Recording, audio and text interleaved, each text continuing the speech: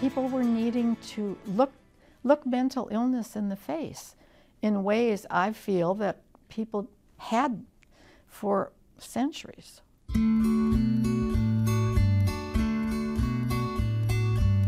It was very clear to me that an individual, even well-qualified, excellent psychiatrist, and I and Dylan were not enough to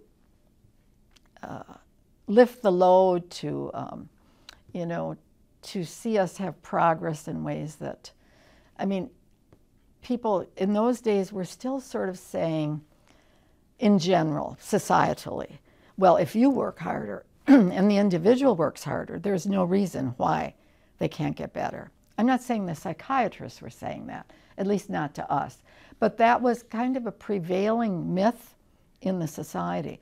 And it was clear to me that's not how it worked. People were being removed from institutions, being placed in the community, which I was all for and still am. And also the changes in medications. So those two movements, that of better medications, though still not then good enough and still not enough of the good enough right now, and the deinstitutionalization of individuals with serious mental illnesses. They were looking for other people and thinking about the idea of forming some kind of organization. And I was ready, and that was about 3 years after Dylan had first been diagnosed with schizophrenia. And in one night, we decided that we would call it the Alliance for the Mentally Ill, which was, we thought, quite cutting edge, because you didn't really hear mental illness, mentally ill at all in those days. And we decided that it had a really good acronym, NAMI, the French word for friend. And in that evening, we decided that we would focus on advocacy, education, and support. Now that is still part of NAMI, locally, statewide, and nationally. Advocacy, education, support. When we first organized, we needed a place to meet as NAMI of Dane County. And so I said, well, I'll ask our pastor, Pastor Stan Clevey at the time at Midvale Community Lutheran Church, whether we could have our monthly program meetings at Midvale.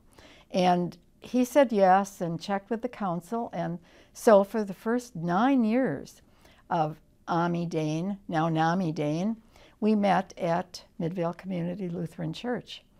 And so it was part of where we started, you might say. Sometimes somebody was crying, sometimes somebody was really angry, sometimes we were strategizing on what to do next.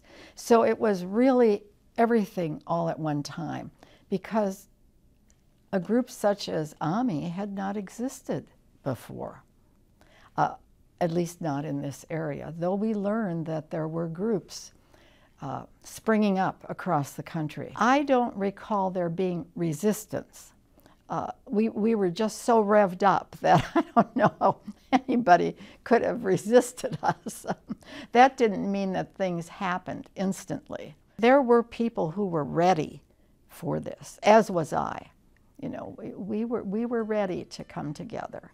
Sometimes I say, which, you know, it's like an overstatement, that we're still discussing all the same issues, all the same issues.